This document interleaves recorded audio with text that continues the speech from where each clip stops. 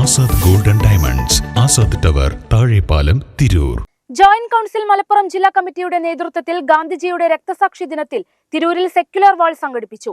ചിത്രകാരൻ വിനോദ് ആലത്തിയൂർ ഗാന്ധിജിയുടെ ചിത്രം വരച്ച് സെക്യുലർ വാളിലെ ചിത്രരചനയ്ക്ക് തുടക്കം കുറിച്ചു. തുടർന്ന് നടന്ന സാംസ്കാരിക സദസ്സ് ജിതേഷ് കണ്ണപുരം ഉദ്ഘാടനം ചെയ്തു. ജോയിന്റ് കൌൺസിൽ മലപ്പുറം ജില്ലാ കമ്മിറ്റിയുടെ നേതൃത്വത്തിലാണ് ഗാന്ധിജിയുടെ രക്തസാക്ഷി ദിനത്തിൽ തിരൂരിൽ സെക്യുലർ വാൾ സംഘടിപ്പിച്ചത്. ചിത്രകാരൻ വിനോദ് ആലത്തിയൂർ ഗാന്ധിജിയുടെ ചിത്രം വരച്ച് സെക്യുലർ വാളിന്റെ ചിത്രരചനയ്ക്ക് തുടക്കം കുറിച്ചു. തുടർന്ന് നടന്ന സാംസ്കാരിക സദസ്സ് ജിതേഷ് കണ്ണപുരം ഉദ്ഘാടനം ചെയ്തു.